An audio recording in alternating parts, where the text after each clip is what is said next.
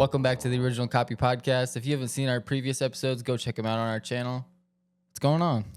Nothing much. Just obviously, like we talked about last episode. Sorry, a lot going on in the world right now. Dude, there's always so much going on. If you don't have an X account, you should get one, and obviously follow both of us. Yeah, absolutely. Zane at TOCP and Sam at TOCP. But besides following us, you'll see a lot of interesting content just around the world regarding confirmation hearings, executive orders, news, memes, everything in between. Yeah, I mean, I think a lot of it has to do with the change that's happening, and we talked a lot about change last week, but I think it's more comedy change. Everyone's just making comedy and parody of all this change that's happening, and for me, it's on the outside, it's kind of fun. It's kind of ridiculous, though. At the same time, it's insane how much change is going on. It's almost like it doesn't feel real, you know? No, at all. Yeah, I mean, it like brought me to one of those things, like that I was thinking, like because these politics are going at each other, but it's like super petty and it's like super made up. It's almost like watching a bad movie, and it makes me like wonder, like, how do they pick the side that they're on? Because like everyone wants to be on like the winning team, and clearly like some of these people, it's like, how do you not tell you're losing? Like, how are you still defending this argument? And it's so bad. I've always been baffled at how they stay strong to the stupidest arguments that time after time we continue to just put facts in their face, but they just refuse to look at them. Yeah. That's always been baffling to me. But yeah, there must be some sort of secret incentive I never understood. Because, I mean, they had numbers for a while. People were, very... everybody had to want to be woke at some point, right? Yeah. And you could see with like the last administration, compared to this one, like Trump likes pretty people, and the other administration doesn't like pretty people. But it was funny because a lot of people were, and so not the new press secretary, but I believe this other girl is the press. She's in charge of like the social media, I think. Okay. And she is fairly attractive. And a lot of people are getting upset on the other side of the aisle because she's good looking and is wearing clothing that people wouldn't say Wait, I thought that was the same White House correspondent. No, different girl. Yeah, different. Okay. I was getting that mixed up. No, that's the girl who's married to the 59-year-old. Right. Yeah. Because I saw that on X. I saw they were giving her a hard time for whatever she was wearing, and she was saying, these are the same people that are supporting pedophiles, basically, and just ridiculous stuff. But yeah, it's interesting to see. Like, first of all, I'm not mad at it. It's like people are gonna pay attention if you do put pretty people, There's just Fox News does it, CNN does it, like, and people are mad because it looks successful. Like what he's doing is being portrayed as successful, and they don't like that, so they're trying to attack it. But it's funny because they were putting, pictures of naked people on there. Like the old administration was like celebrating like people being naked on the White House lawn.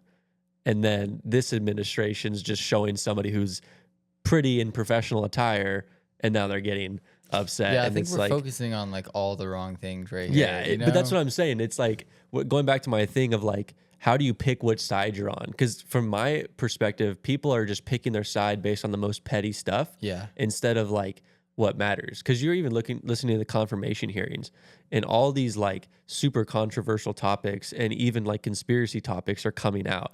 And the other side is just like finding like the dumb, like Bernie Sanders was talking about onesies and everyone was making fun of him. And what do you call it? What's that senator's name? Elizabeth Warren. She was like going off on RFK and just saying like the dumbest stuff. But if you want more info on that, just go on X and just type in Elizabeth Warren RFK, and it's hilarious. Yeah, dude, I think it's kind of game over for them anyway. It has to be. Everyone's realizing it's a joke. It's just really funny to see, like, they're all kind of looking around to see how they're gonna jump ship or do different things. Or some of these people will completely switch sides. Some of them will just vanish, you know? It's like I really don't see a place for like MSNBC, and like there's no way in 5 years MSNBC is going to be around in any type of way, because everybody that watches that will be dead by then for sure. Yeah, and that's something interesting also, because like the sports networks, like on MSNBC or NBC or ABC or Peacock or whatever, like once those contracts are up, it makes you wonder, like, are they going to switch to more conservative platforms, or is like X going to come in, or Facebook? I think that's the move for a corporation nowadays. Because like if you see like, I think it's like CBS or NBC, like they have like the high, like for football, for instance, like they have like the peak, right? Or ESPN is part of Disney. They have the like basketball, right? Imagine if they like pulled their partnership.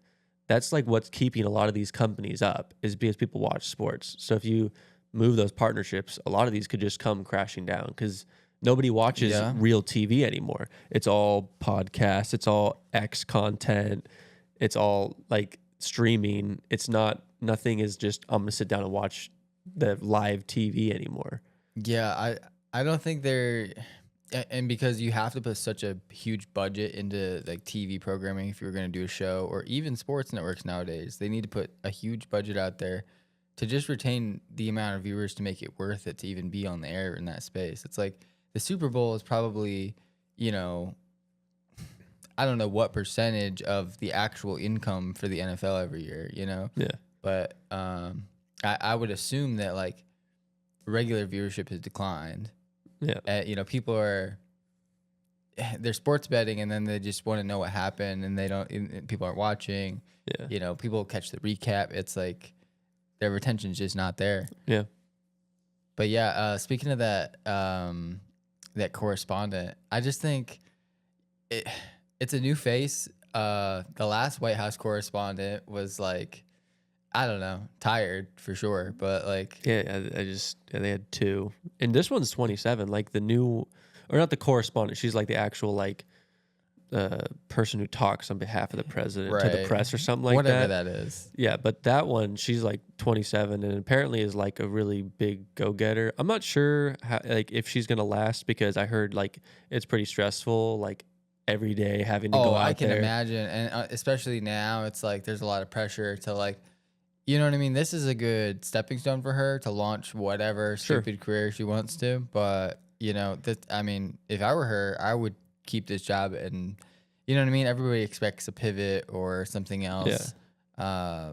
But realistically, if we just said, okay, this is what a woman in power sort of looks like, it's like, you know what I mean? It's not a Hillary Clinton. It's not a, you know, it's like somebody that's just going to be able to communicate in a way that like the president can't, you know, or just be a different face for us. Cause it's like, one, the youth is now tapped in way more with what's going on, and like they're very strongly opinionated. Yeah. I mean, if you just have old people on TV, or just boring people or tired people, and it really shows, you know, it's like there's a certain level of professionalism that we kind of need. And it's like, I don't know if that's the cheap way to do it, with just like young, pretty people, just a little energetic, you know. It's like, well, we almost, because we don't expect them to be so experienced, we'll just, okay, cool, that's what it is. We can start take things at face value, but it works, you know what I mean? Yeah. I mean, I think it's a good game plan of like shake things up even to the core of everything. Like, don't try to play this game. Just put the best person out there, and if they look the best, just do what makes sense. Yeah, like, but at the end of the day, it's like it's a business strategy. Trump knows that I want to get clicks, I want to get views. How do I do this? Put the best people that are smart, but also put the pretty people, because that's going to draw people in. But like let's not act like you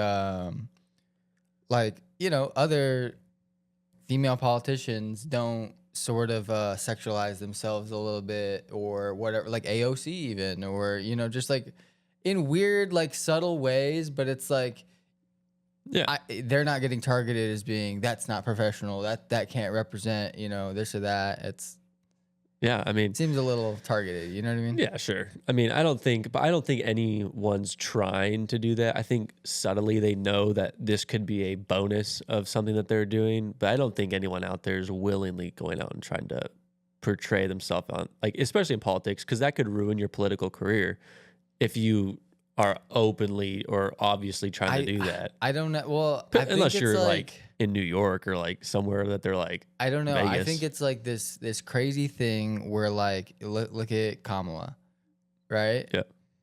I'd say she sexualized herself. And it's like not to you or me, but like in a power woman sort of, you know, para politician sort of way, like a very House of Cards sort of sleeping your way to the top sort of. I see Presenting what you're yourself to saying. be more attractive idea wise because you maybe dress a certain way or do certain things or say things in a certain type of way. It's like they're just smart women. They know what they're doing. It's not like they're being sluts. Yeah, I but don't think they're using their femininity in a political sense. You know what I mean? That's like not a new idea. Yeah. This girl's not like doing anything really. It's like. Yeah, I don't think she got. That's the other thing. She's not running for like she didn't run for the position. She got chosen, and I don't think it was. I mean, who knows, dude? Like even Nancy Pelosi, it does like weird things. It's like not to you or me that would be, but it's like some senator would be like, man, that Nancy is powerful. You know what I mean? I mean, they weird, could. Dude. Yeah, it is weird. I mean, so on the same topic of like Trump getting to choose everybody and kind of doing his own thing right now, it like makes me wonder, like, you know, 3-letter government agencies or like how deep the rabbit hole goes with like the actual power that the president has to make his own choices. What if like the president gets sworn in, right? Like he got sworn in front of all the public and he goes backstage and literally someone like he has to go into this super top secret briefing that says like, if you do like these are our three top secret things, and if you like declassify or you talk about any of these things, like you're dead. Like I wonder if like every president that goes in is told like these are no-nos or you will be like shot. Because there's so many, because I always think about it this way. There's so many like security clearance, like closed door senator meetings and stuff like that. And imagine if you went into these meetings and it was like, obviously we wouldn't know as the public, but if it was like these congressmen or senators are voting on legislation that's like you can take, it's like a hidden amendment. Because you know how like the 25th Amendment is like the vice president can remove the president if he's like not functional. What if there was something that was like, hey, almost gotta be. We can like take you out if you're not like, because at some point you would think if the president is like, has the nuclear launch codes, it's like Armageddon, and he technically still has the power because he's alive and he's still the president. If they were like, well, we have to end him because that's the only way. Because at this point, they have to have like what do you call it? Like in case this happens plan. You know what I mean? But that's the thing, like, but only the Secret Service. It's just like, do they tell him what those things are, or do they keep the secret? Yeah, and then who makes the call? Because that for me, I was like, who's the one who's like, because like then it goes back to like JFK. It's like who made that call? Because ultimately, like you could have said 6 people or a board of people made that decision, but it ultimately comes down to one person. I think, I mean, ultimately on paper, there is one person that technically is responsible for JFK. I forget what his name was, but he was the active CIA director at the time. Which like is he made that call. Yeah, which is insane to think about. That it's like one person can say, "Hey, take out the sitting like the most powerful man," which makes that person the most powerful person in the world. No, so what happened was, you know, huge overreach after 9/11 with what was it? There was an act. It's the National Something Act that got passed immediately right after 9/11, and it was like. Oh, I'll look it up while you're talking. I know what it's called. But essentially what it did was it gave government entities, specifically 3-letter agencies, more specifically the NSA and the CIA, permission. The Patriot Act. Yes, thank you.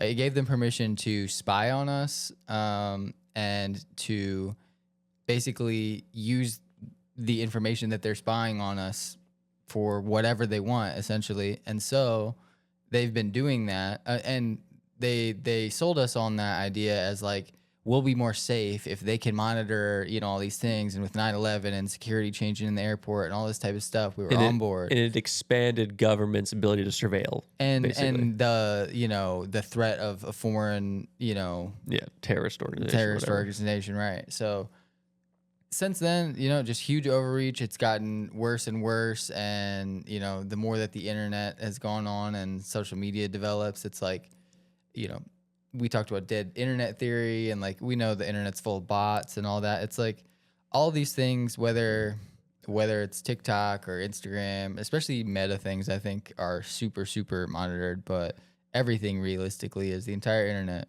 And I wouldn't really worry about all these things. Like, they're stealing your data. You know who stole your data and has always had your data and already sold it way before? It's like, I'm not worried about any of that stuff. Yeah, it's nothing we can do at this point to stop it. It's already, the train has left the station at that point. But what we can do is sort of clean up the issues so that, like, moving forward, hey, you can't do that anymore, so that, like, my grandkids are not going to have to deal with that. You know what I mean? Yeah.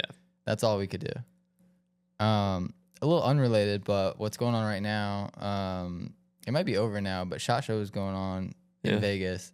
Huge. I think it was probably the best SHOT Show in, like, I don't know, 4 or 5 years. Everybody has thermal optics. That's a lot of the stuff I saw. Everybody has thermals. There's all thermal pistol grip. But you know what? If you don't have a thermal nowadays, like, like if people were really going to go to war and do all this stuff, or, let's say everybody turned on each other, something, like, people have thermals.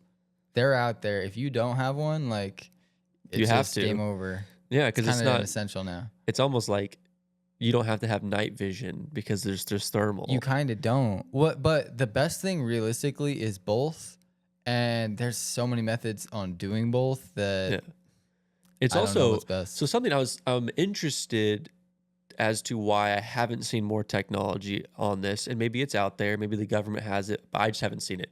The night sights or night vision goggles, or people don't know what I'm talking about, like, they're huge, they're clunky, they're on your front.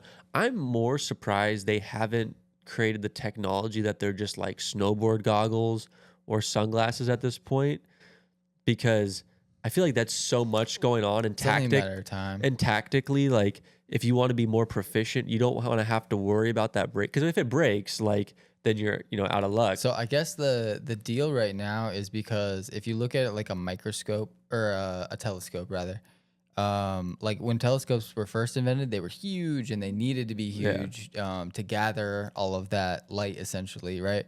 Same concept. It's like we need those tubes to be a certain size for the little light to be able to, like, expand or something like that, right? I think digital is going to be huge moving forward, but the issue right now is the lag. It's like you literally get motion sickness. They're fine for hunting or something, but if you're literally trying to walk around a building or something, it's bad. Imagine if they had what's it called, like VR, right? Imagine if it was just a VR headset that all these like SEALs are wearing. But imagine if you could, like, click a button and it goes to thermal or it goes to night vision. Dude, it's gonna be like a Halo helmet. I'm telling you, man, like, and all that stuff. That's gonna be insane. And it's like, so cool though. Nice AC inside. And what's great is that, like, that's the aiming module can be in there, because they have the technology. It's on the F-35s where you can look straight down and you can literally see, like, without the bottom of the plane being there, and you can see under you. So it's like the technology exists. It's just a matter of time to how do you make the goggles smaller. It's just engineering, like getting it down. You know what's insane though? All right, so this just has me thinking, because if you have that helmet and you can see all these thermal and everything, but just the sighting system in and of itself, it's like, just like your camera can detect your face and everything, like, they have technology to detect all these threats or whatever. The only thing then is, like, okay, it can show you, but can you get on target, actually shoot the thing that it's showing you, do whatever? But eventually there's probably a link to where, if you're in a Halo type suit, there's some sort of, like, motorization to where it sort of gets you right there. Like aim assist. Sort of, literal aim assist. Because I was thinking of the FRT triggers, force reset triggers, which is basically it's almost simulated fully automatic, but not quite. So you're constantly pulling your trigger, and it's constantly resetting it and essentially pushing it out. So if you just keep your pressure back, it's gonna keep shooting very fast. Yeah. Right. But essentially all it does is it moves your finger back and forth really, really quickly on that trigger. Yeah. But it's faster than you could do by yourself, most likely. Yeah. And so like that same concept is like, okay, yeah, you could, that's almost like a superhuman thing that it's just doing right there, you know? Yeah, it just got me thinking. I don't know. And I could see like the next step in progression is you have some sort of Jarvis AI built into every single thing. But then kind of like you said, how it does facial recognition or it could pick up. What if you like programmed some person that you're looking for, what their face would look like? And then if you go into a room, the AI like says, oh, there they are. Right. So then you immediately like know where they're at.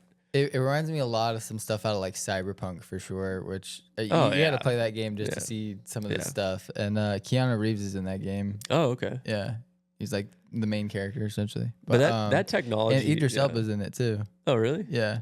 Oh my gosh. But something else that's kind of like that that was debuted at SHOT is Strike Industries has that drone thing. Oh yeah, I saw that. That's crazy. So it's like it's a drone coming to the civilian market that is capable of dropping a payload of whatever sort you want to, configure. But the cool thing about it really is it's a portable drone similar to a DJI. You could put it in a backpack or something like that. But when you could pilot it like regular drones, or you can essentially control it, I think, from an app or something like that. But if you send it up into the air and basically say, white Honda Civic, or I think that's what they're saying, it'll fly up into the air as high as it can go, try to find in its range white Honda Civic, and then when it finds that, it will follow it indefinitely until you tell it not to.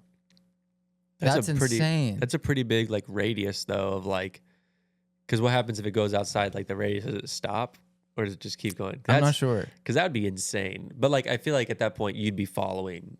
Like if you're like trying to if you're trying to track something, because I think we talked about this in the last episode with like people going over the border, and if you had drones like looking at people that's following, then you could just follow behind wherever it goes. I think drones are gonna be so commonplace, and especially how small. Like imagine if it gets small. Because people talk about, if I was a fly on the wall, and there's like those spy movies where they had a fly like go and land. Yeah. Like imagine if we have drones that you can't even like detect, and they're just like following people. And it's Can I say something like kind of crazy? Yeah, what's that? It's kind of a story actually. Oh, okay. And okay, so it's sort of a conspiracy theory idea thing called gang stalking. Have you heard of this? No. Okay, so there's this idea called gang stalking where if you talk about things you're not supposed to be talking about, you reveal information, you start, kind of maybe making a change because people are listening to some truths, right? You're really putting truth out into the world that certain people don't want out in the world.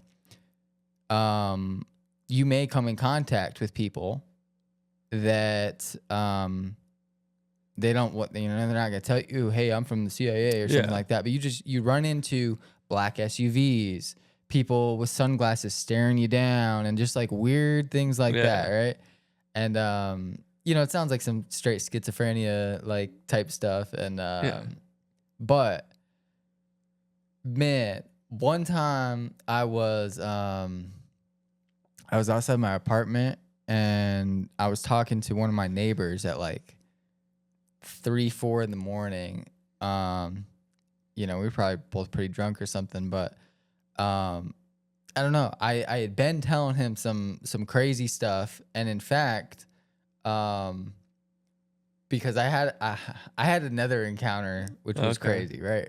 But finish this. I was telling him about this, right? Yeah. I was telling him about this concept of gang stalking, and then I told him some other crazy stuff right before that, and then a drone came out of nowhere at 3-4 in the morning, hovering over us, and like just wouldn't leave us alone for like long ass time, and we're just like sitting there staring at it. But I don't know. I remember back, I think it was in 2015, 14 in high school. I remember when drones, like police started getting drone technology and they would fly them all around. And I was like, what the heck? But same thing. It's like, how do you know now what's a government, what's looking You at? don't. Because the whole black sedan thing you were talking about, black SUV, like they don't need to do that anymore. They could just fly a drone over you and be like, oh, what are you doing? Yeah. I mean, that's the easy way too, right? But the you people is the intimidation factor. But you know what because speaking of these Black Hawk helicopters, right? It's like, whether it's a Black Hawk or not, but a black helicopter is like, people have always been saying that these black helicopters, watch out for those, and they're circling over their house for whatever. That's sort of like the origin of that gang stalking thing. But it's like, those tactics could evolve over time. It's like, I think that sort of is, I think that really is a thing. And mostly the idea is that they're just trying to scare you into just like, shut the fuck up. You know, they don't even actually want to make contact with you or do anything. They just want you to go like, hey. Yeah, like we want you to stop. Yeah, it's true. You know, I think it's kind of a plausible thing. But. Yeah. All right, what else you got for me? So there was a Chris Chimera, which is the craziest pistol I've ever seen. It's like it's just like KRS? KRISS. The same people that make the Vector. So they came out with a pistol that is completely modular. It's insane. It is different than anything I've ever seen before. It's sort of a Glock, sort of a 2011, 1911, Whoa. sort of a CZ Shadow 2. And we can put this on the screen for y'all just so y'all can see what it looks like. But it's like you can adapt every single part of it to be how you want. It's fully customizable. The grip angle, the trigger, literally every single feature of the thing. And it's hard to describe even. You almost just have to see it, but it looks insane. I was going to say, because it has a really big, like... It's chunky. Yeah. It does look chunky, but it looks...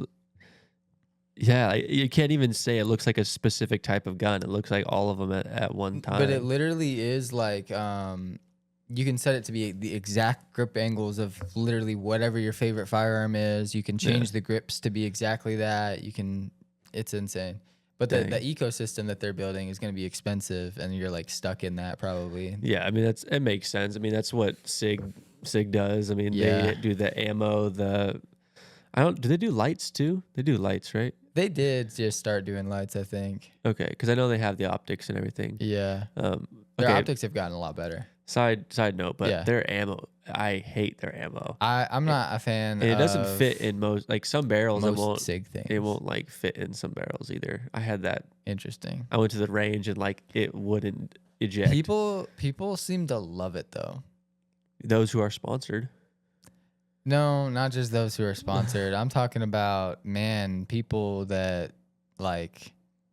They have a good advertising firm. Like they do really well, like promoting their material. They do amazing promoting their material. If you're in America, like SIG seems like the most premier brand now. It seems like Glock is outdated. SIG is where it's at now. Yeah. But it's just like, they're not perfect. There's other things out there. I don't want to shit on them because it's like they make good stuff. I'd take a Rattler or MCX or something or a Spear, even though.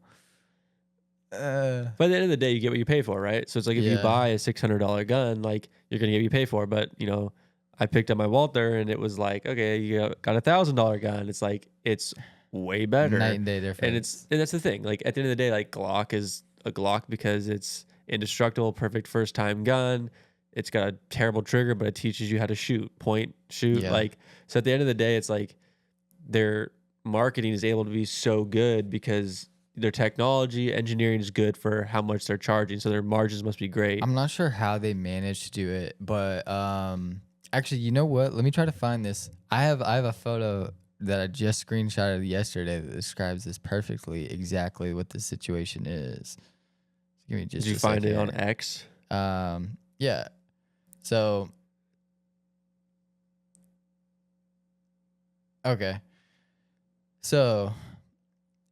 Somebody said, if you ever wondered why Kimber went from being super high-end 1911s to having poor quality control and being made overseas, I'd look up who the current CEO of Sig Sauer had his last job. Oh, really? Right.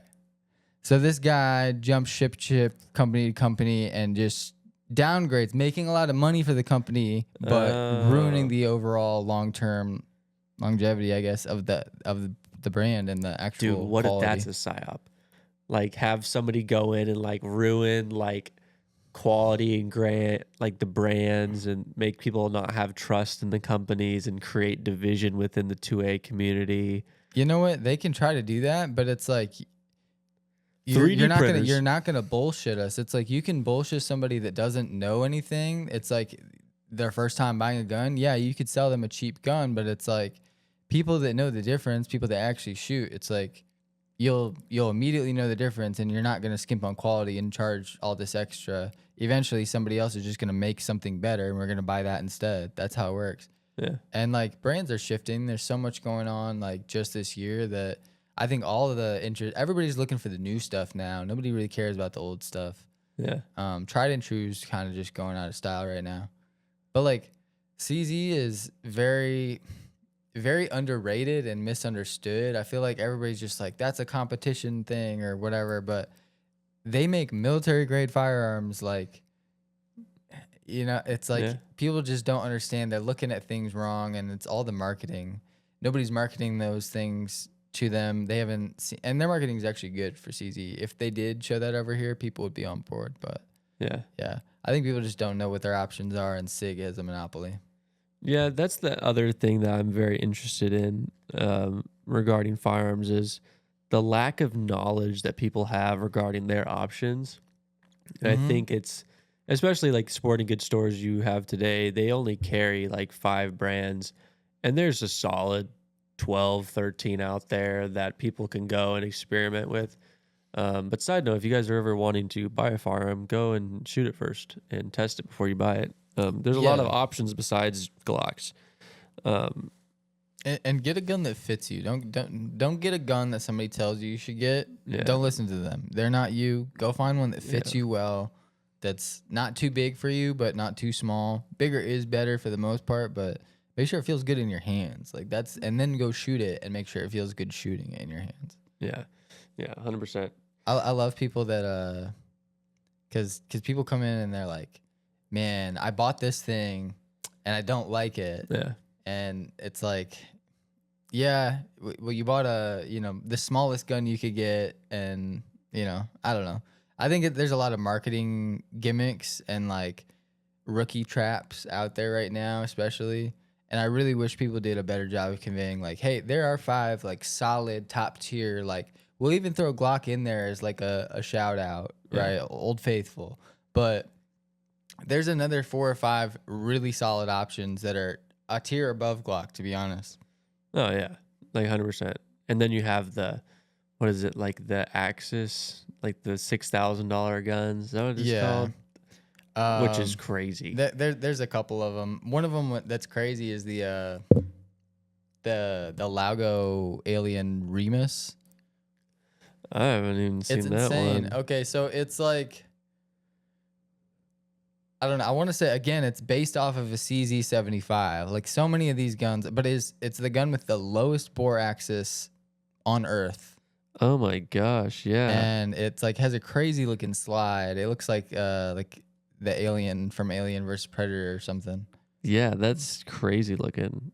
That looks really, the slide but it's almost is like 7K. I mean, it must be nice. Yeah, it must be, but I won't know. Oh my gosh. Guess we'll never know. So getting off the topic of guns for a second, I want to go back to politics because I had a thought. I had this thought back when I was first year in college. What was that? 2018, something like that. And I had an assignment that it was create a business idea. And I was like, oh, what can I think of? And I believe it was something that just happened in politics that I was like, oh, this would be a good idea. I don't remember what happened, but it was just an idea. And I was like, oh, I'll do this. But I had to do some research into it. And I thought, oh, this would be a good idea. So the idea was this, just like a normal college. I know last episode we talked about college, but this is a private institution. But imagine if you raised a child or put a child into a situation where you basically like a Jedi in Star Wars, how you trained them from a young age as a Jedi all the way up until like a master. Like that's all they did for their life. If it was just that, but like teaching them how to be like a politician, like their whole way. I feel like that's what Barron's going through. But like, imagine if it was like an actual school. So you sat down and because like it probably is one of those. Because nowadays it's honestly irritating and like old to watch everybody just crap on each other on these hearings, and they're like, oh well, you did this and you messed up and like you did this inappropriate thing, instead of if everybody knew that everybody was like not necessarily a good person, but like everyone was like on the same educational platform that was a politician because like they were raised in it. It'd be interesting because like think about it, if it's the Jedi, right, and you're like, oh, I trust that Jedi because I know the training he had to do. Imagine if that was like he knows the code. Yeah, like imagine that's a politician, right? It's like like they had to go through these like certain steps. But I thought it was like an interesting topic because when I had to do it for school, I was like, would people actually want that? Would people actually want just generations of like your politicians only come from like this? Would the field? people or would people that are involved in that want exactly? It? Like, and yeah, the people, no, we don't want that. Yeah, but that's why it was just interesting because like I think it was the premise of why I wanted to discuss it was to get rid of like the vulgarness of like politics is like genuinely the only reason. Like, oh, let's just make sure people talk nice to each other. But then I started thinking the manipulation that comes from that you could easily brainwash. I mean like, But that's what happens now. A lot of people would say like, oh, like, they're probably all Masons or like in some sort of secret club. And whenever you get in, there are no two parties, you know? Yeah. So that's why whenever at the beginning, I was like, beginning of this podcast, I was like, how do you choose? Like, how do you know? Like, do you get in and they just say, oh, you're a Republican or you're a Democrat, or, okay, which one do you want to be a part of? Because sometimes it feels like this person can go for either side. This person can go for either side. I just don't get it because it seems like it's so fickle that it's like, like you're almost never permanently in. You always have to prove yourself by doing stupid, weird things that they want you to do. But it's like, why do they feel so like they feel like they're locked in? Yeah. But like, there's almost no way they really. It's almost like they have blind faith in something, or like some crazy, you know, outside contract or something that we don't know about. But yeah, I don't know. There's so much that I'm like the whole insider trading thing that just nobody cares about. Like, well, okay, so what about like you know, because there's like the Bilderberg Group and what was the one that Alex Jones raided in the middle of the woods? Bohemian Grove. Oh yeah, you know, like that. all that type of stuff where like those are like just politicians and like he people raided like that. So Alex Jones, I didn't know he raided him. He, you know, because they meet there probably once a year. They used to in California in the woods. And I've seen the videos of him, And there's that big statue. And we'll put a photo on the screen for people who don't know what we're talking about. There's a big owl statue of like this owl god named Moloch or something. And all these politicians just gather around this thing late at night in the middle of woods, no electronics, no phones. And they're all wearing like these brown robes and stuff. So you can't really tell who's out there necessarily. But these are all like politicians, and they're all graduates of Harvard and Yale and like all these prestigious universities, and they're out there doing weird, wild, you know, antics, drinking and having sex and doing weird things. But it's supposed to be a meeting event. Alex Jones snuck in there somehow, just pretending to be somebody that he wasn't, and then he videotaped inside the rituals, and he leaked it to the public. Is the video still out there? Yeah, it's still out there. You can look it up on YouTube. Oh, I've never seen that. And he's actually pretty much the reason that the public knows about Bohemian Grove and all this stuff. Wow. And so I want to say that was probably, like, was that before 9/11? It was either before or after. The video? Obviously, but. The video you're talking about, or like? Yeah, like just when he. That must have been after. I'm thinking it must have been after too, because like those are the two notable things that made Alex Jones, was that and predicting 9/11. But as we That's talked crazy. about, William Cooper predicted 9/11, and Alex Jones is kind of a copycat and a sensationalist, man. Like he's such a Yeah, it makes everything over glorified. It's crazy because some of the things that like he gets a lot of sources and good data and early stuff, and it's like, man, if you could just set that down for a second and let us process that, it would be so much better. But he has to like throw all this extra fear in there and just ridiculousness to the point where it's unlistenable. It seems satire. It doesn't like, and some would say, oh, well, that's how you get the truth out there. But it's like, no, that's how you confuse everybody. People, it's misinformation. Like, people that aren't ready to drink that, and you're literally feeding them from a fire hose. And the frogs are gay. Which is funny because everyone thought that was a but joke. That was true. But it was true, exactly. Right. Everyone thought that was fake. Bad delivery. Yeah, 100%. Yeah, that guy, I'll never understand. Yeah, but at the end of the day, it's like that's what works for him. Is either you watch him because you think it's straight comedy, or you watch him because you're like, oh, some of this is true. Have you seen him recently? I saw like a small clip of him on X the other day, and it's like, dude, he's in his like super villain arc for sure now. He's doing like every single day.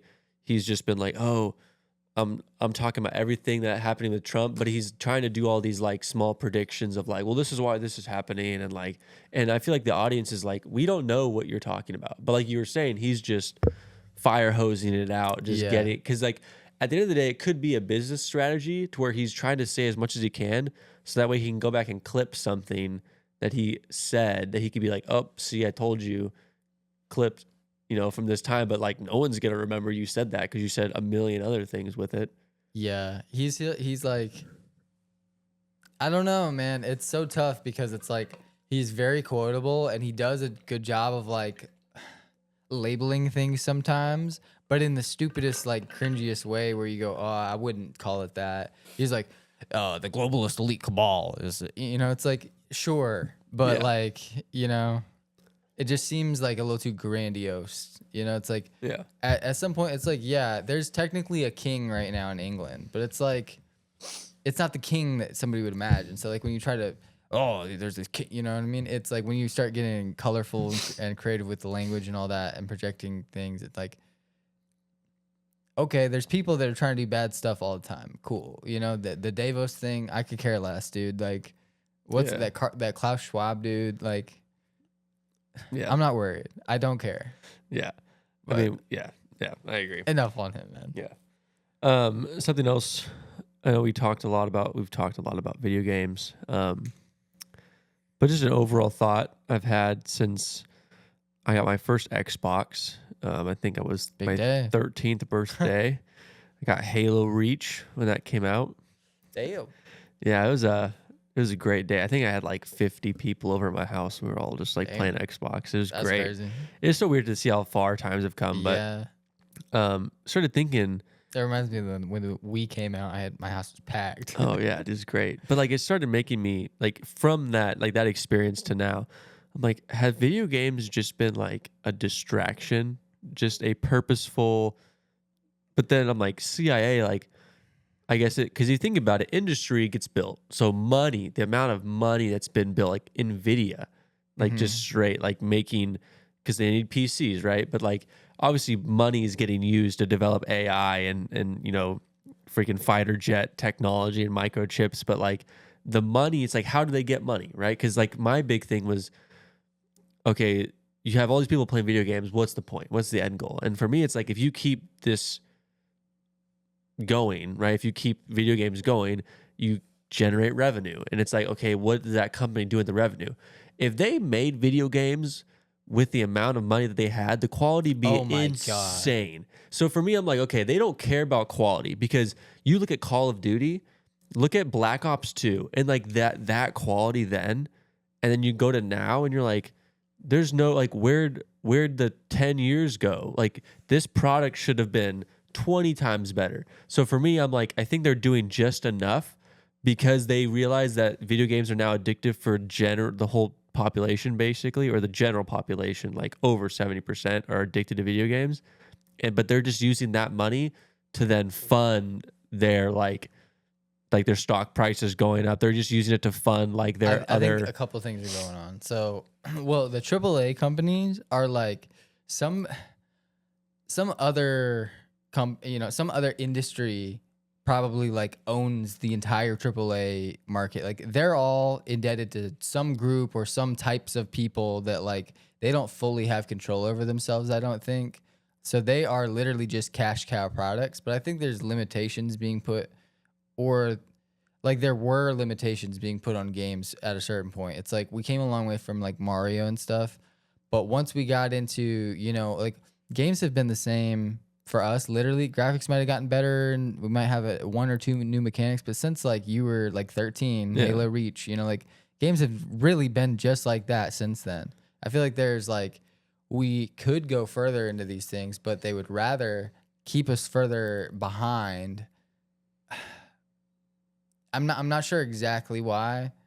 That's what I'm saying. Like, because I think they don't want people to be creative, and if you keep pushing like the boundary of like, oh, look at how creative we can be, it's going to inspire people to be like, you know what, I'm going to stop playing video games because I want to go code. I want to go learn how to do this.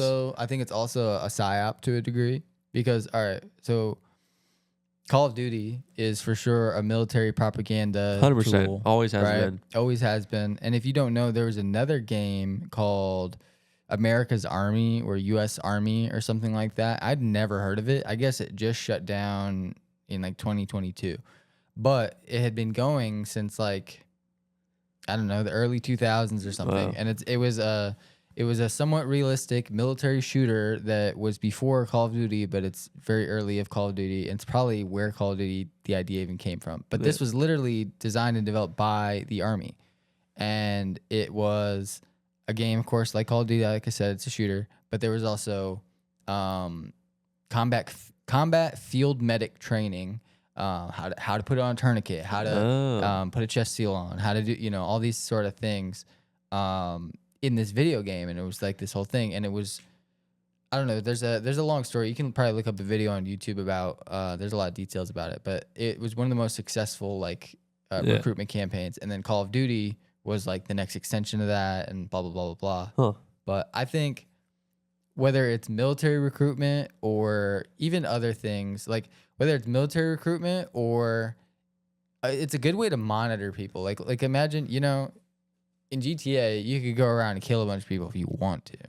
Yeah. But that's if you want to. And that's like, a lot of people have a voice in their head like, that's kind of fucked up, like, I'll just do something else. Or like, does that guy deserve it? Or that's old. Or like, that's not like, or why? Yeah, it's like, maybe when you're a kid and it's like, you're just trying to see the limitations of what the game can do or something, right? But as any rational person, it's like, you're not really just trying to do that all the time. It's probably a symptom of something wrong, right? Yeah. But if you're being monitored and, they could maybe, one, find CIA assets, potential dangers, all sorts of different people, right? I think there's a lot of recruitment going on that we're not aware that we're being monitored through video games. And it sounds stupid, but it's like, it's not about this stupid little game. It's about what the rat does in the maze, right? The maze is not the point. It's what the rat does, and that's you. And so if you're doing things that indicate certain things and you're being monitored by high-level groups, that's probably how people get recruited nowadays. Yeah, because think about like GeoGuessr.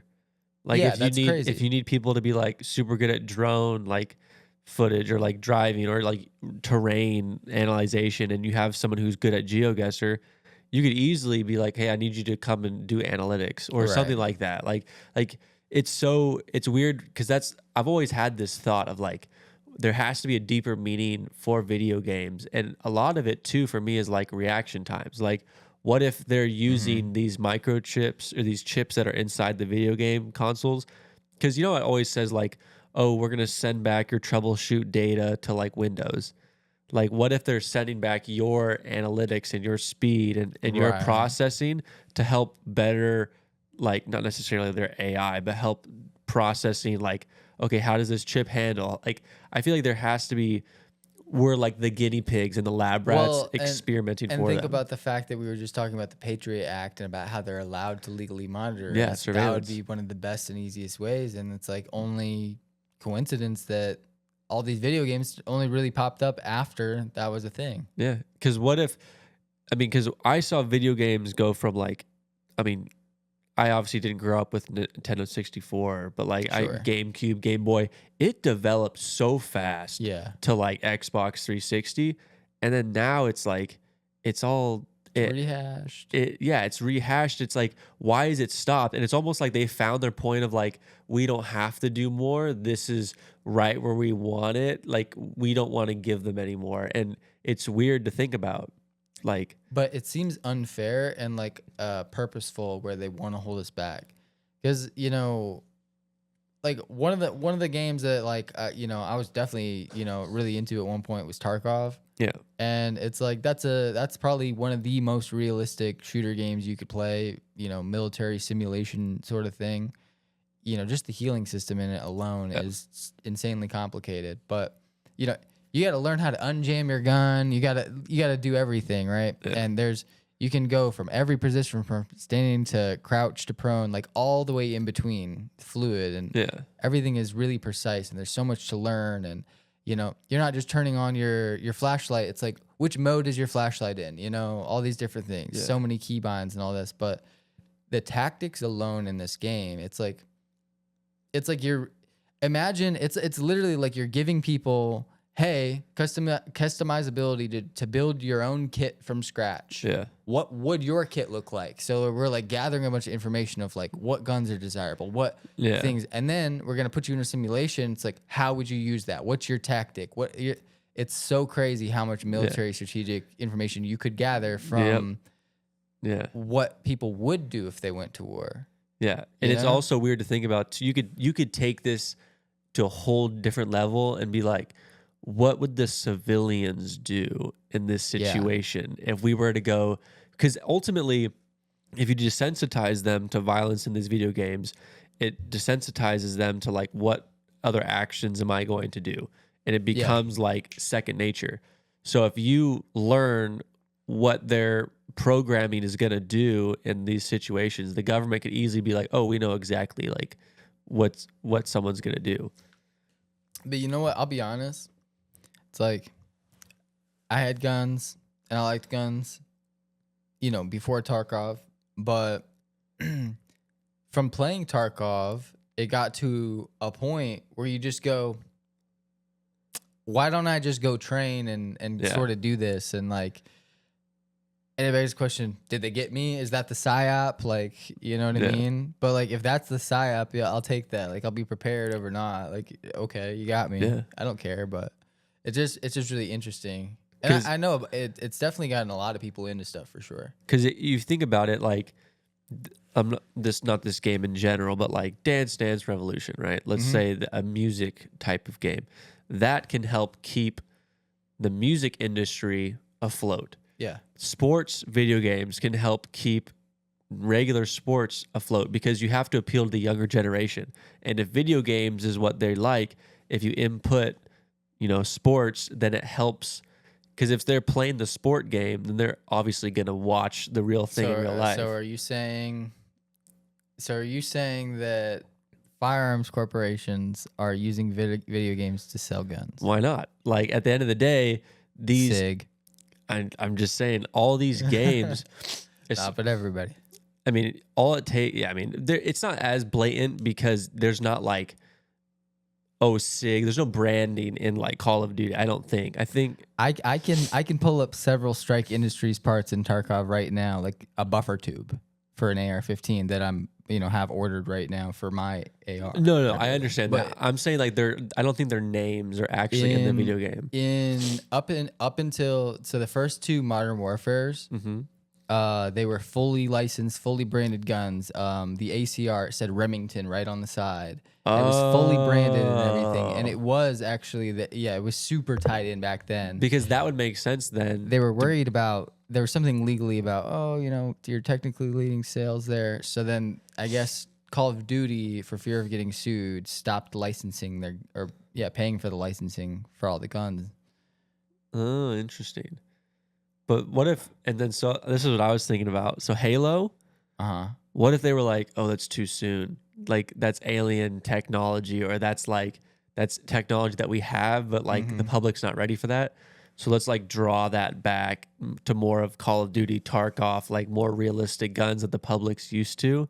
Yeah. And now it's going to get more. Because for me, it's like, what's Call of Duty going to do? You can't keep going back to regular guns because it gets old. So you have to keep pushing the next thing. But they're not going to push it until that technology is in front of us. So, like, for instance, drones. Like, sooner or later, there's going to be drones available in these games for kids to use and be like, oh, I'm playing a drone, you know, and 100%. it's literally what it is. So I think at the end of the day, video games are just programming. RCXD. Yeah. Literally. It's just insane to think about, first of all. But it's weird just to think about, like, video games are just programming people on how to, like, okay, strategic games. Yeah. You're just like, even if it's something as simple as Battleship, Risk, chess, like all these things of how people are thinking, and you're gathering all this data. Yeah, Sid Meier's. Yeah, like, or like Farm Simulator, like all of that, and just you get all these minds and data points just into, like, it's crazy. I got a good one, man. Let's go down some psyop rabbit holes. Okay, here's a good one. There was an app on the App Store. What year is this? Like, I don't know. I was probably in like 6th grade when this came about, but there was an app. I think it was called Original Gangstas with a Z, and it was like a Mafia Wars type of, you know, I don't really know how to. You know Mafia Wars. You know what I'm talking about? Yeah. I forget. I don't know how to describe those games, but it was like, you know, you just earn money. It's sort of a gotcha game sort of thing, but the idea was that you're in a gang and you move up the gang and do whatever. But it was literally Bloods and Crips. And then people would hop on there from all over the world and hop on there and be like, I'm OG, blah, blah, blah, from blah, blah, blah. This is my set. Here's this. And they would bang on each other super hard.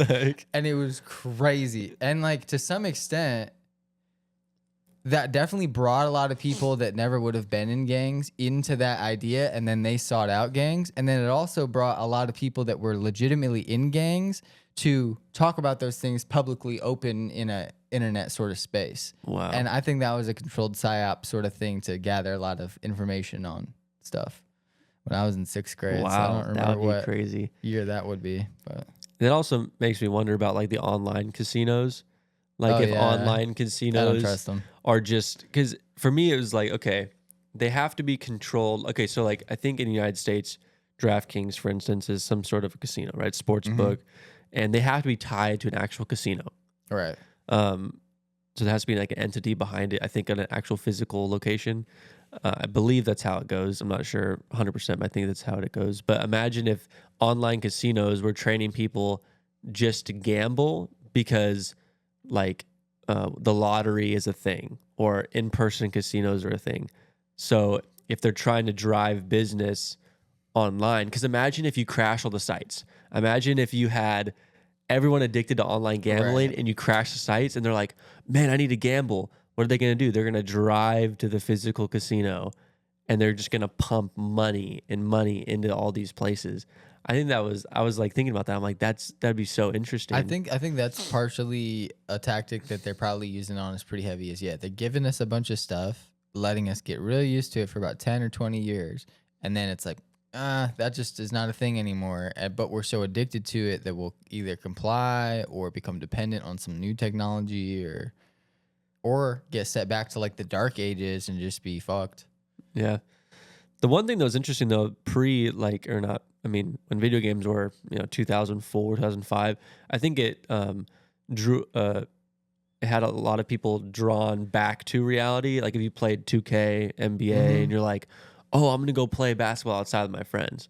Yeah. I think it did that. But now I think it's not doing that as much. It's not drawing people out. But imagine if they turned everything off. It would like push everybody back to, like, outdoor reality and create sales through all these different revenues of, like, I think sports games definitely always got people outside, and it's like, like you would play Madden and then you go outside and play football. You know what I mean? Literally. And then backyard sports. I'm not sure if you ever played this game. Yeah. Backyard baseball and stuff. Yeah. But I don't know what happened. It's like even the sports games now are just like it seems it's so different. I don't know. I don't really know what's going on with Madden nowadays, but like 2K is much different than it used to be for sure. It's just very ultra competitive and just like, I mean, yeah, competitive, sure, but like in this weird sort of like in an esportsy type of way almost now. You know what I mean? It's not like it used to be competitive in like a basketball way. Yeah. I don't know. It's also interesting because VR is a thing now, like for video games. It'll be fun to see. Okay, so you know how people get together and they go play paintball and they go to an actual facility to play paintball or airsoft. They go. I feel like there's going to be a thing kind of like Laser Quest where you're indoors, but everyone just straps inside this bubble. You kind of have it now where there's those tracks where you can run and it holds you in, kind of like a 360 treadmill.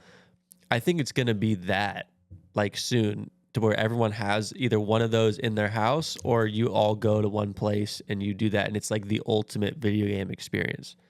I think we're really not far from it. I debate whether it's going to be some sort of thing where, you know, whether you put on some sort of suit and it can mirror all of your articulations perfectly. That would be smart, yeah. And then you would have to have a treadmill that you're walking on or some device to keep you stationary in a slick surface, right? Yeah. But it's either 50-50, it's going to be that, or we somehow just like can, with Neuralink, make some developments where we just plug into the thing and we're just in the Matrix. Yeah. Yeah.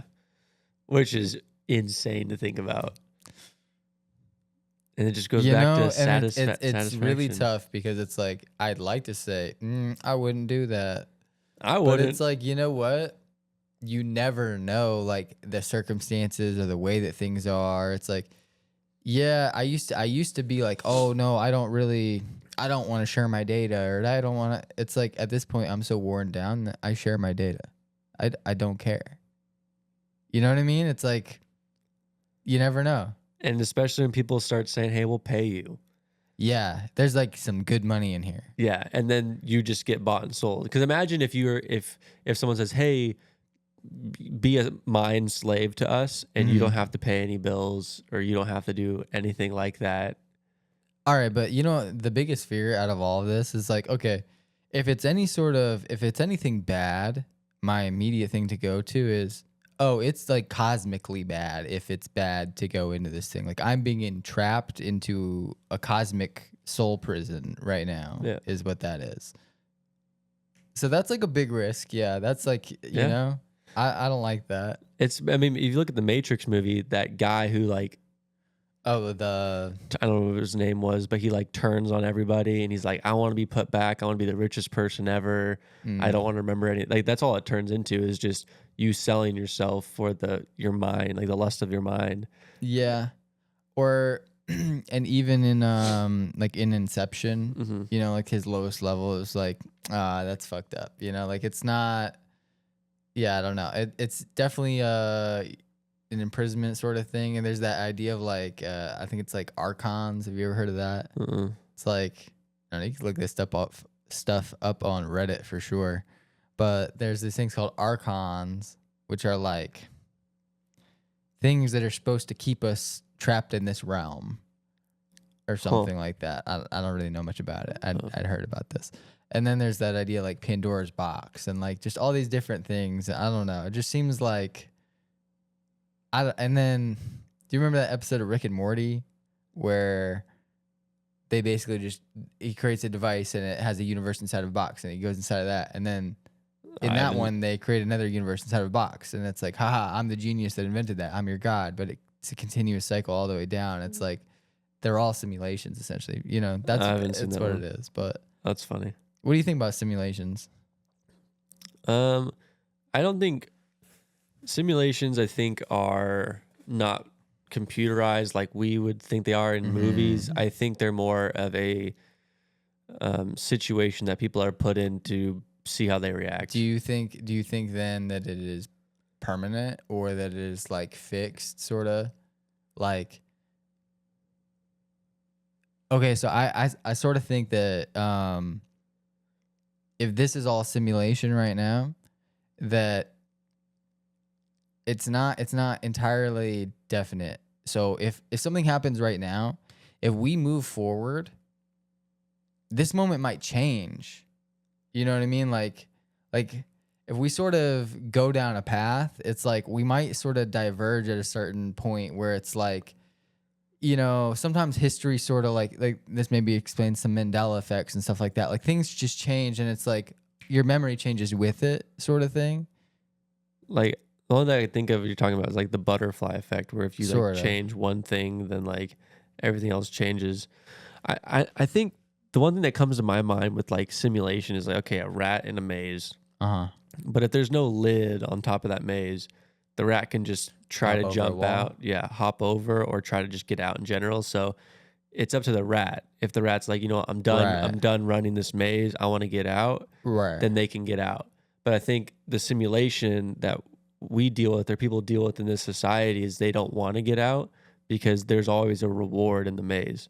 So I'm going to keep running because, so for instance, people that are addicted to like gambling, they're not going to stop because there's that addiction that they know. Even if they were given $1 billion, they're not going to stop gambling because they're stuck in that simulation. So it's like, if you want to get out, you can get out. Like you have the complete ability to get out. But I think that's what simulation is today. Especially you could look at it with fast food. It's like the simulation of like addictive chemicals. Is like, I like that food because I know what it makes me feel when I eat it. Even though you do know you can go to the store and buy healthy, clean food, but it's the simulation of like, nah, I don't want to stop because I'm in this simulation. And who starts the simulations? I mean, you take your pick of who it is. But like, that's why people are addicted to like drugs and alcohol and stuff, is because, and this is also good is like marketing goes along with it, is like, I see the marketing, I see the people in the club, I see other people having a good time. And it's not even that it's peer pressure. It's like, I want to be involved in that idea that I see them in. Mm-hmm. It's like how I see them enjoying and partying. I want myself, it's almost like I want to step back and see myself in that scene, enjoying it. And that's like the simulation. And that's why people go out and party and stuff, is because they want to be a part of that simulation that they... I think a lot of people do that sort of thing where it's like, oh, I want to go do this, or I want to go do that. And then you go do that thing with them and they're like, not really even enjoying it or engaged with the thing because they thought that thing would like make them feel a certain way or do, you know, it's like, it's all about your experience 100% of the time. Yeah. Yeah. I think you determine your own experience, and that's sort of like I think, like the harder you pay attention to something, the more concrete it is. And so like, not to say that you shouldn't pay attention to things, but like the more seriously you take everything being exactly what it is, the more that's the only perspective of it you have, right? You're tied down to it being that. But if you sort of like allow things to be maybe up in the air, open for interpretation for longer, it's like by the time you finalize how you thought about that, you're not even in that moment anymore. So it's like, you know what I mean? And everybody does that. So it's like everybody has their own unique perception of what happened in the moment. Like your recollection of this podcast is probably different than mine, right? And, you know, that's just a different perspective thing. But it's like you might have missed a detail that I caught, and I might have missed something that you caught. And, you know, that's up to me to know or to not know. But like I kept that with me. I have that thing with me. And then later on, I could share that with you, and that could like change your perspective of what happened here. You know what I mean? So I don't think things are exactly, you know, how they seem. And I think mostly everything is just, it's like a hologram mostly. It's like everything is projected to be one sort of way. And it's never like that. It's like if you just go through life the way that you know it's supposed to be instead of what it appears to be, everything will be so much easier and it all actually works. It's like I always say, we're playing the invisible game, and all this doesn't matter, you know? So, yeah, I think that, especially on like social media, I'd say if your account's getting like throttled and like go like, I don't know what it's called, not ghosted, but like shadow ban, it's probably you're trying to get people out of a simulation, and they want the people to stay in the simulation. And that's like a baby slap on the wrist version of gang stalking, or like somewhere related. That same concept, you know? It's just like, shut up. Yeah. And I don't know. It's crazy when you talk about simulation, just because there's the alien simulation, right? It's like they have people addicted on the thoughts of like aliens and extraterrestrials and UFOs. And I literally don't care unless an alien wants to come meet me right now and I can like interact with it. Maybe, there could be something cool to get out of that, or I don't know, but I literally don't care. Yeah. Could care less. As long as they're not trying to like vote, I really don't. And that's the one thing is interesting too. If you think about like, we were talking about this earlier, like the whole Cybertruck thing, right? Like the ideas that just disappear. Like you have like something big and then your thought is just changed, or you forget that it's like that you were even thinking about it. Like think about the same thing with like plastic waste in the ocean. How there was like such a big push or like all this plastic stuff, but then no one thinks about that anymore. All of this, you know, not all of it, but like a lot of this, the eco-friendly, save the planet stuff is all nonsense to get some sort of political agenda passed. And it's like, take one look at Greta Thunberg and then it exposes the rest of what's going on. You're like, okay, they're just full of it. They'll say anything, and like it doesn't even make sense. It literally doesn't make sense. You don't even know what happened with the dinosaurs. Don't try to tell me what's going on with you know, these fossil fuels. First of all, they lied to us in school about like non-renewable resources. They're like, this is a non-renewable resource. No, it isn't. Yeah, if everything's on Earth, it can be renewed. But Rockefeller school systems, that's why they probably tell us that, so that the oil industry can be what it is. Yeah, it's all controlled. Yeah. I really do wonder. We were talking about because speaking of oil's huge and it's a big investment. That's how the Saudis have all their money for sure. Yeah, but NVIDIA, like everybody uses their cards to mine Bitcoin. Yeah. Now, the owners of NVIDIA, like, they must have a massive Bitcoin farm. But, like... They must. Yeah, I mean, I guess they could, but, like, at what... Why wouldn't they? But if you had that much technology, like, if you had the technology to mine Bitcoin, and you had that many, like, why would you sell to the public? Well, maybe because...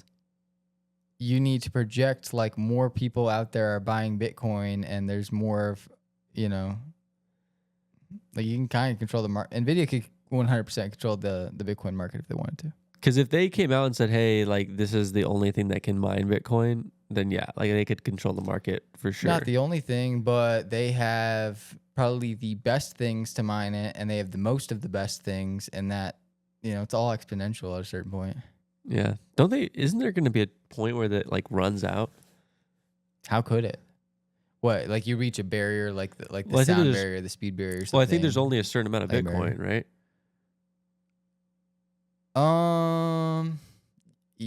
Well, there's a market cap, right? Well, there's a market cap, but I think there's only a limited amount of coins out there, and I heard that there's only and a large amount of them are just disappeared forever or something because the keys are locked or whatever, so no one can access them.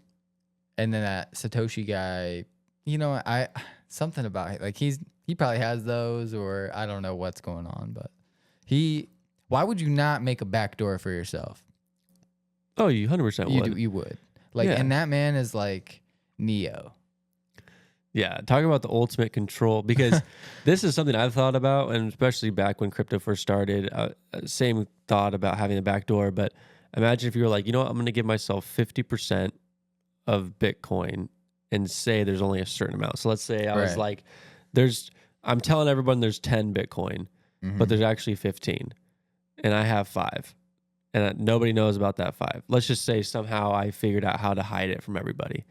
And then everybody buys up the 10. So there's no more, right? I can come out with my 5 and be like, I'm now like, because I mean, I don't know how much that would equate to proportionally, but let's say he's like, I have $17 trillion in Bitcoin. Or even if there's 15 and you have 5 and there's only 10 publicly known, those 10, once they're all bought up, essentially, now it's like if people want those, somebody has to sell their Bitcoin and then somebody has to buy it, and it's like it's gonna be worth more and more and more and more because the demand and limited coins. Yeah. Did I ever talk? I don't know if I talked about it in this podcast or did I ever talk to you about it, but the idea of a country like the United States creating its own cryptocurrency to get out of debt. You may have mentioned this. because I know Trump's talked about it with Bitcoin, right? Like if the Bitcoin halving comes out and stuff like, or I don't know if Trump talked about it, but somehow that they could like pay off the debt with crypto. But imagine if you came out with a new currency, not the dollar, and it was a cryptocurrency type thing. I think they will. It's very central bank digital currency, like very like boohoo, like nobody like wants to talk about it. But imagine you come out and you create your own currency. I think the Brinks currency was trying to do this, and that was like the Russia, China, like all them, right? Yeah. So like imagine if you come out with your own cryptocurrency, but you can control the amount you have, right? So like the United States keeps printing money, right? So the number keeps increasing. Yeah. But imagine if you started your currency and you said, oh, we have four quintillion dollars, right? So you got to start over, and then you just wipe out your debt and just start over with this new currency, and everyone just uses it.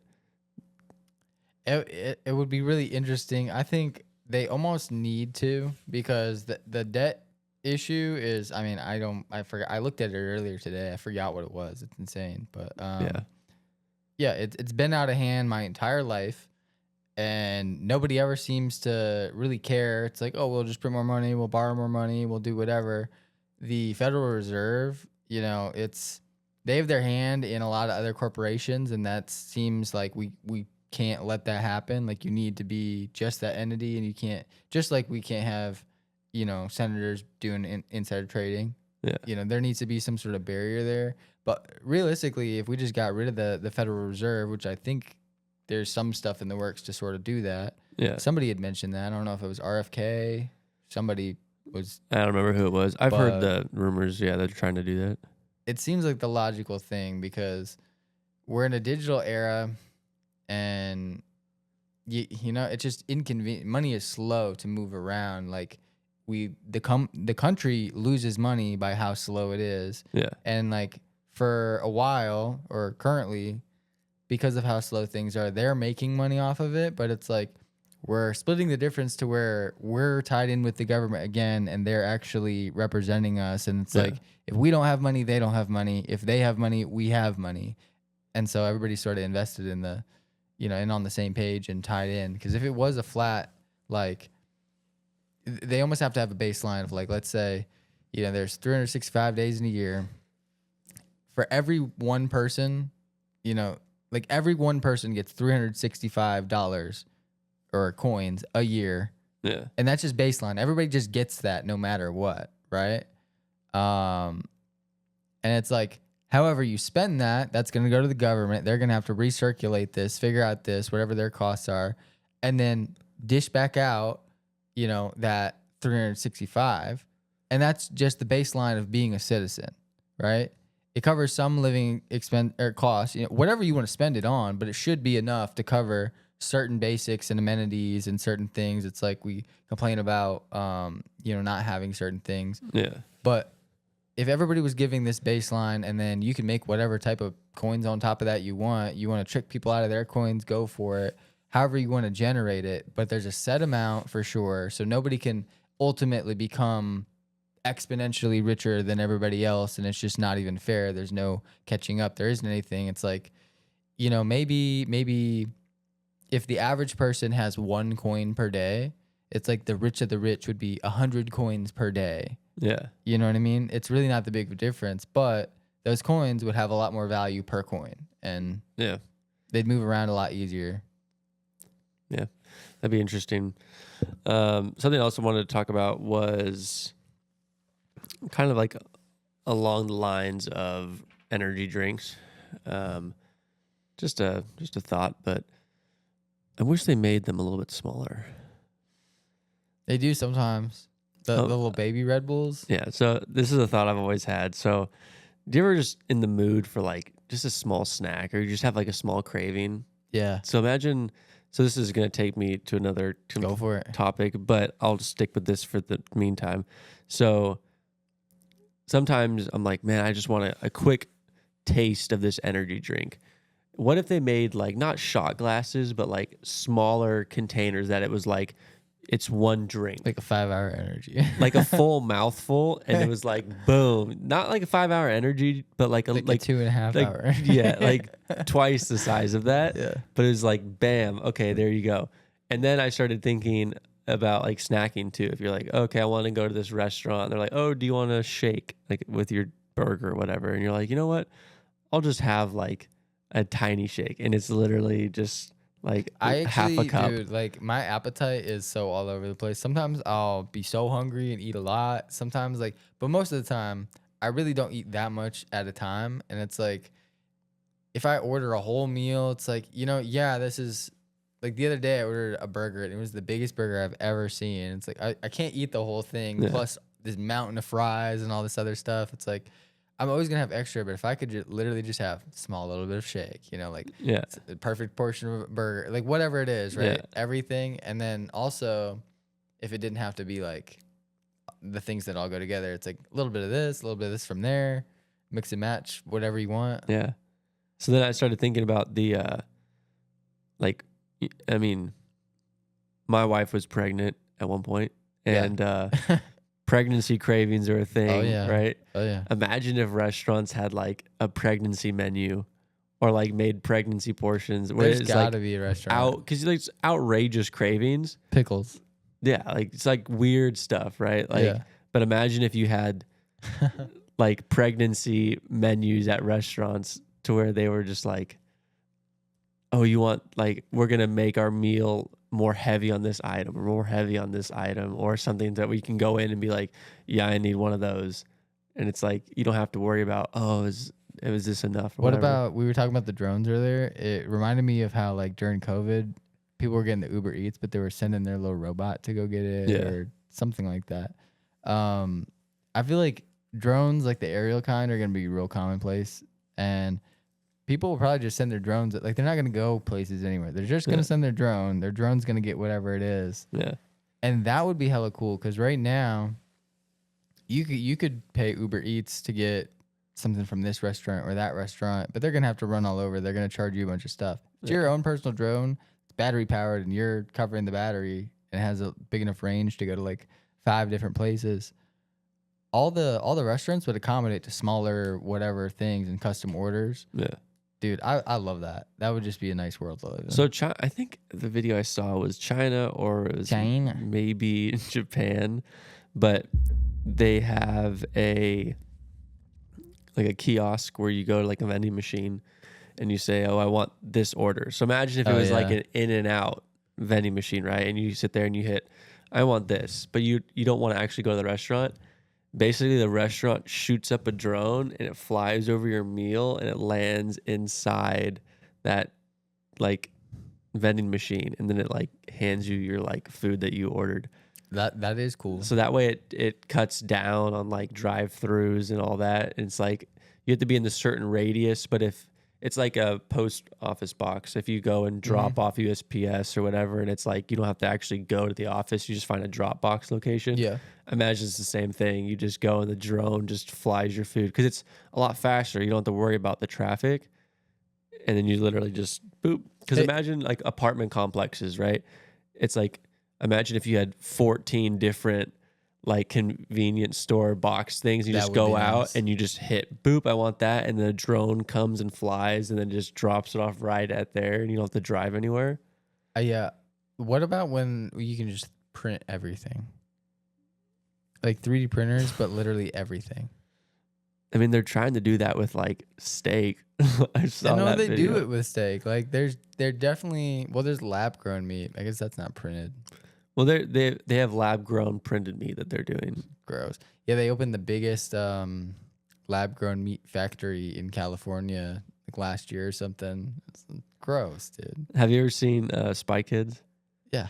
When they're like under, I don't think it was, maybe it was Spy Kids 2, but when they're like underwater and they have like the instant meals or whatever, and they put it in the microwave, and they hit it. It's like this small little container, and it pops out, and there's like a giant meal. That. Oh man, it's a great scene. But that's kind of what like I think you're talking about is like something that just boom. Am I remembering wrong? Who was their uncle in that? Like the one in the wheelchair? Was that Danny DeVito? Am I tripping? I don't remember. That'd be crazy. I must be tripping. That doesn't sound right. Yeah, all I remember is the uncle's name was Machete or something like that.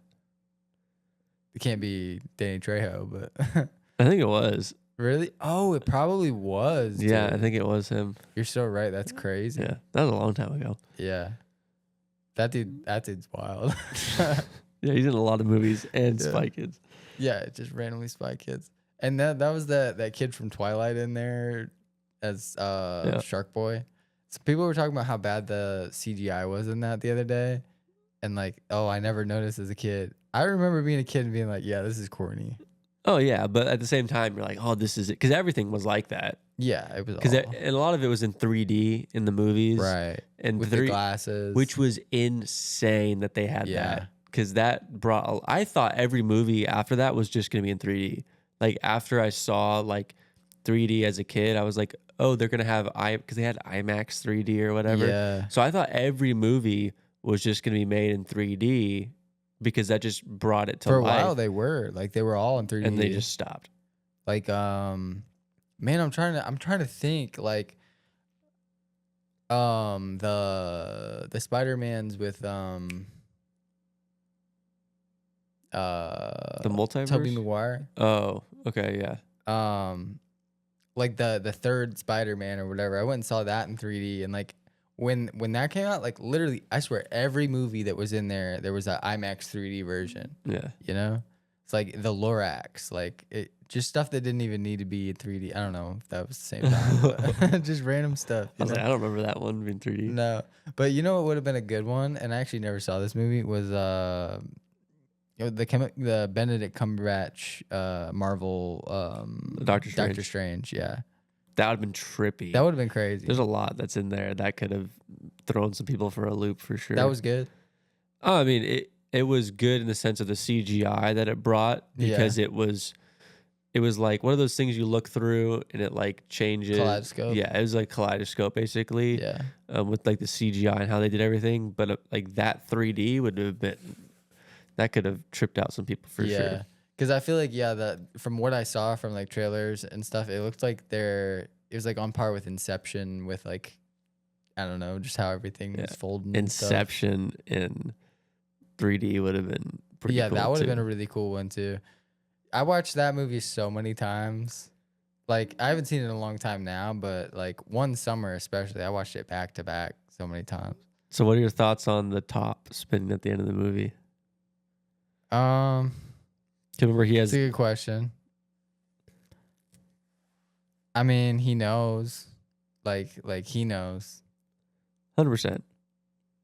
He's just stuck he wish there he forever. didn't know. Yeah. That's the one thing I thought of it is like at the end it shows it like wobbling, but it doesn't fall over, and I'm like, no, he's stuck in it. Like he knows he's not back to reality. Like he's tricked himself into thinking he's in reality. Which is like crazy. But that was the craziest thing too, is that, okay, so it's like we get these movies every once in a while that just like almost push the narrative forward. We had Matrix, and it's like, okay, then we get Inception, and then you get Interstellar. And it's like you start to put all these things together. It's like it's real similar versions of the same concept, but it's like it all sort of ties back to a simulation, you know? Yeah. It makes you wonder though in that movie too, how many layers down do you think he was? I mean, it's like there's no counting because it's like which direction are you counting from, and there's no cap to either one. There's only a starting point. Yeah, which is, I think they could have made so many movies based off of his levels and where he came. Because like we literally don't know. We're just assuming there's a real life based on that movie. Yeah, right. But it's like there literally could be no real life in that movie. It's all simulation the entire time. Yeah. Which is weird though, because like at some point, like everything that he's thinking of had to come from something. Like, because you can't get nothing, you can't get simulation from nothing. You have to have something. See, now that's like the Big Bang thing. It's like, oh, well, what was there before everything was there? You know, it's like one of those type of questions. Yeah, you know? And then people talk about turtles all the way down. Turtles all the way down. Yeah, the big cosmic turtle. That's a funny one. I don't get that. Yeah, but it's such an interesting thing to watch those movies and be like, yeah, I don't know. They could have messed with the movie audience too, and just he just wakes up and he's like, "That was a bad dream." Like, imagine if they just like ruin movies like that.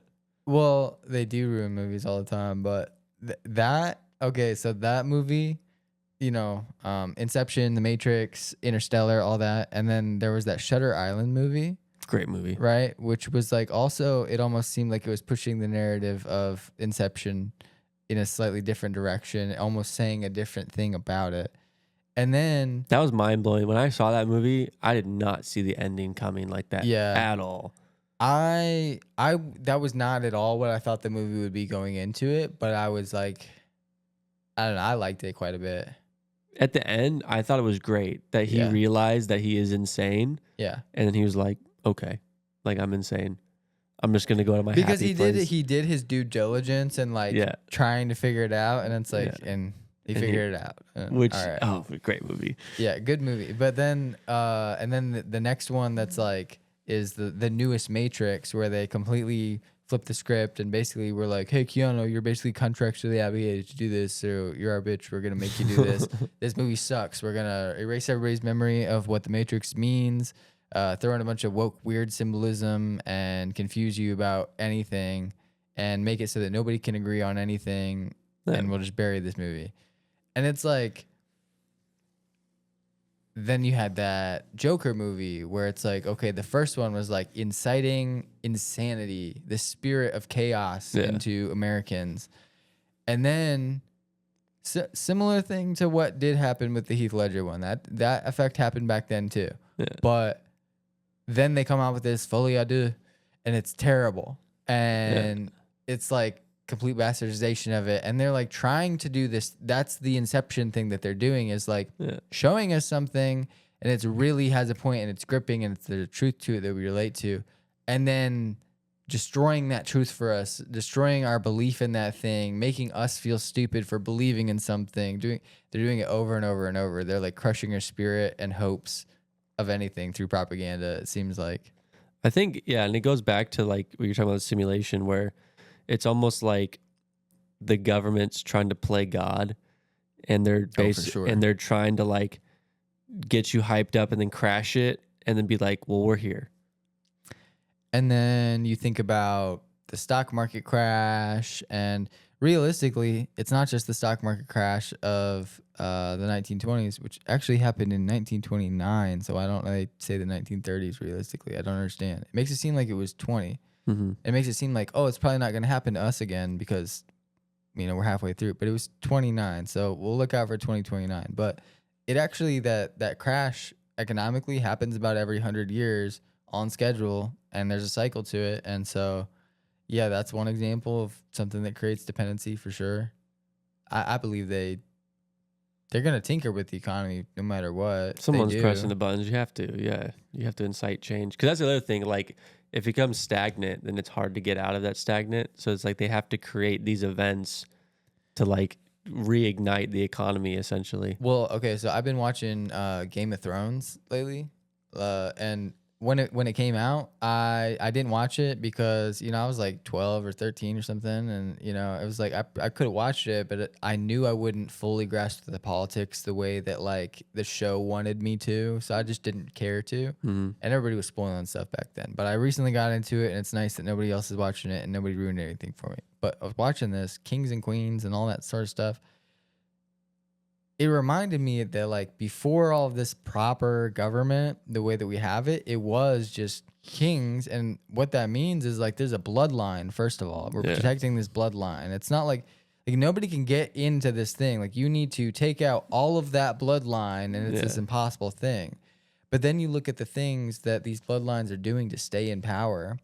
Yep. And one of the biggest things that they do is they join their families. They join their families and their bloodlines, and to create a power bond and to create a more powerful lineage.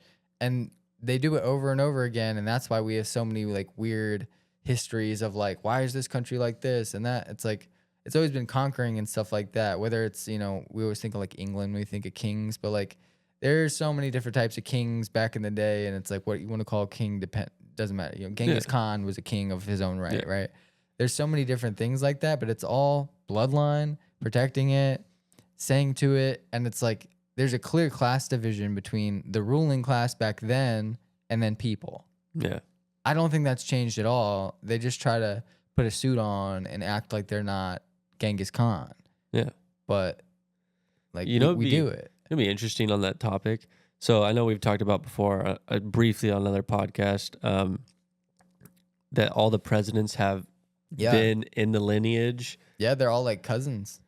So that'd be interesting to go into the lineage and find out who the next president could be based on the lineage. Because I wanted to go back and see if Kamala was even in the lineage. Because if she wasn't, I could have been like, that's what I'm saying. It's like, so you should go. It's almost like, let's go into the lineage and see who the people who are still alive and of age could be the next president. Because then you literally could just bet the market odds and be like, it's one of these people. I genuinely think though that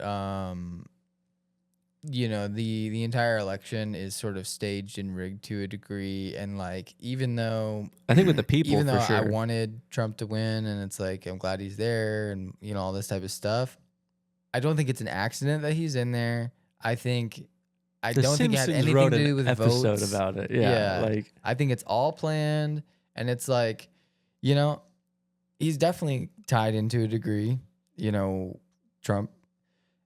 Whether that's the ultimate degree and he's betraying the people, or he's just tied in enough to be able to pull those strings to help out the American people, I don't know. But he's tied in clearly. All politicians are. I think that's, we already know our votes don't really go the way that they're supposed to go, and the Electoral College votes probably don't even really work the way that they're supposed to either. But yeah, because that comes down to like the census, and we already saw how they messed up the 2020 census, which affected this vote, and it's like, yeah.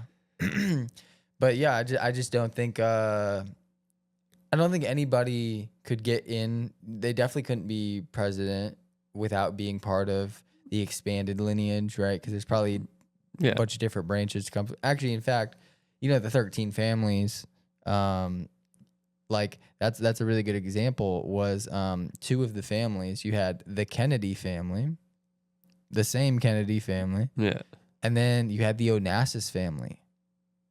And that's why Jackie Onassis and JFK got married, was to link their two families, create that power bond, and blah, blah, blah, blah, blah. Obviously, that didn't go so well, and there was some sort of internal conflict, feud, and whatever. And I don't know. Yeah, but that's crazy to think about. They do it. That would be something I might dig into on my free time and bring up on the podcast, is just do some deep dive in to be like, who's next? Who could be next? Yeah.